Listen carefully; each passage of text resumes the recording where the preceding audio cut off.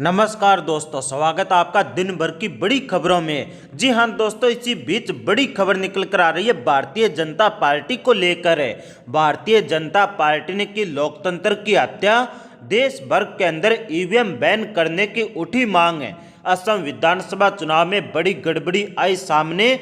Polling booth के ऊपर दर्ज थे केवल 90 मतदाता, जबकि वोट डाले गए 1181। 95% मतदान हुआ भारतीय जनता पार्टी के पक्ष में। जी हां दोस्तों, आपको बता दें कि चुनाव आयोग ने असम में 6 पोलिंग अधिकारियों को निलंबित करने के आदेश दिए हैं। इलेक्शन कमीशन ऑफ इंडिया ने यह खुलासा होने के बाद यह कार्रवाई की है कि दीमा हसाओ जिले के एक बूथ में केवल 90 वोटर रजिस्टर्ड है, जबकि यहां पर 1181 वोट डाले गए। आपको बता दें दोस्तों कि हाफलांग विधानसभा क्षेत्र के इस बूथ के अंदर दूसरे चरण के अंतर्गत 1 अप्रैल को वोट डाले गए थे। आपको बता दें दोस्तों कि भारतीय जनता पार्टी पश्चिम बंगाल और असम विधानसभा चुनाव जीतने के लिए हर हाल में कोशिश कर रही है और भारतीय जनता पार्टी के द्वारा लगातार फर्जी वोटिंग ईवीएम का सहारा लिया जा रहा है। तो वहीं पर दूसरी तरफ आपको बता दें दोस्तों कि विधानसभा चुनाव में आज सबसे बड़ा दंगल है। असम और बंगाल सहित 5 राज्यों की 475 विधानसभा सीटों के ऊपर आज डाले जाएंगे वोट। बंगाल के अंदर होगा तीसरे चरण का मतदान। जी हां दोस्तों, आपको बता दें कि आपको बता दें कि देश के 5 राज्यों के अंदर हो रहे विधानसभा चुनाव के लिहाज से आज यानी 6 अप्रैल का दिन काफी अहम रहने वाला है। आज तमिलनाडु की सभी 234 विधानसभा सीटों के साथ केरल की सभी 140 विधानसभा सीटों के ऊपर भी मतदान होने जा रहा है। असम के अंदर आज तीसरे और आखिरी चरण का मतदान होगा, जबकि पश्चिम बंगाल की 31 विधानसभा सीटों के ऊपर आज तीसरे चरण के लिए मतदान होगा। इनके अलावा केंद्र शासित प्रदेश पुडुचेरी की 30 विधानसभा सीटों के ऊपर भी आज ही मतदान होगा। आपको बता दें दोस्तों कि इनके अलावा विधानसभा चुनावों के इतर मलप्पुरम और कन्याकुमारी की लोकसभा सीटों के ऊपर भी आज ही मतदान होगा। आपको बता दें दोस्तों कि बंगाल और तमिलनाडु के अंदर जहां तेज सियासी घमासान देखने को मिल रहा है, तो वहीं पर असम के अंदर यह आखिरी चरण का मतदान है।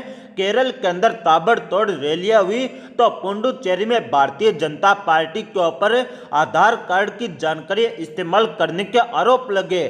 तो वहीं पर कांग्रेस पार्टी का पुडुचेरी के पूर्व मुख्यमंत्री वी नारायण स्वामी को टिकट नहीं देना भी खूब सुर्खियां बनी थी। तो वहीं पर अगर अब बात करते हैं पश्चिम बंगाल विधानसभा चुनाव की, तो पश्चिम बंगाल के अंदर आज यानी मंगलवार को विधानसभा चुनाव के तीसरे चरण का मतदान होना है और इस चरण के अंदर ग्रामीण हावड़ा, सुंदरबन क्षेत्र, डायमंड हार्बर और दक्षिण 24 परगना में बाईपुरी बेल्ट और हुगली जिले के कुछ हिस्सों के अंदर चुनाव होंगे।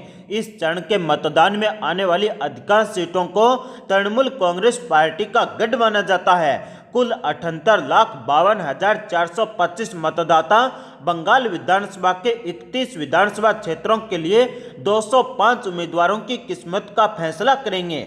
आपको बता दें दोस्तों कि इस चरण के मतदान में जाने वाली 31 विधानसभा सीटों में से दक्षिण 24 परगना में 16 सीटें बीते साल मई के अंदर आए चक्रवात अम्फान से सबसे अधिक प्रभावित रही है। गौरतलब है कि यह तृणमूल कांग्रेस पार्टी का गढ़ माना जाता है और बड़े पैमाने पर तृणमूल कांग्रेस पार्टी के जमीनी स्तर के संगठन हैं और जिनके अंदर कई अभिषेक बनर्जी की डायमंड हार्बर लोकसभा सीट का हिस्सा भी है। आपको बता दें दोस्तों कि रायडीगी जिले के अंदर मार्क्सवादी कम्युनिस्ट पार्टी के उम्मीदवार कांति गांगुली और भारतीय जनता पार्टी के शांतनु बापुली और तृणमूल कांग्रेस पार्टी के आलोक जलदाता के बीच कड़ी टक्कर है। आपको बता दें दोस्तों कि मार्क्सवादी कम्युनिस्ट पार्टी की गांगुली इस विधानसभा सीट से पिछले 2 चुनाव तृणमूल कांग्रेस पार्टी के सेलिब्रिटी उम्मीदवार देबाश्री रॉय के खिलाफ मामूली अंतर से हार गए थे, लेकिन इस बार वह अम्फान के दौरान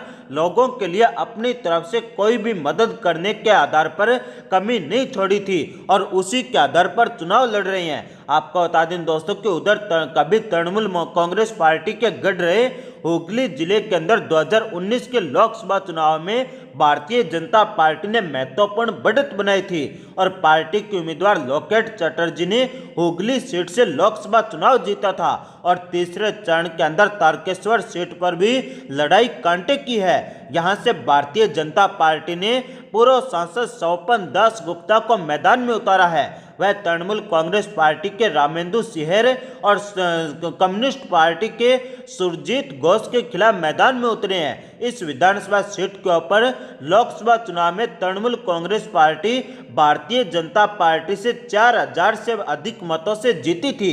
आपको बता दें दोस्तों कि दक्षिण बंगाल के अंदर हावड़ा की 7 सीटों के ऊपर तृणमूल कांग्रेस पार्टी की पकड़ मजबूत है। यह सीटें ग्रामीण हावड़ा क्षेत्र में आती है और 2016 के विधानसभा चुनाव में तृणमूल कांग्रेस पार्टी ने 16 में से 15 सीटें जीती थी। हालांकि चुनाव से पहले राज्य मंत्री राजीव बनर्जी के भारतीय जनता पार्टी में चले जाने से वोटों के ऊपर प्रभाव पड़ेगा।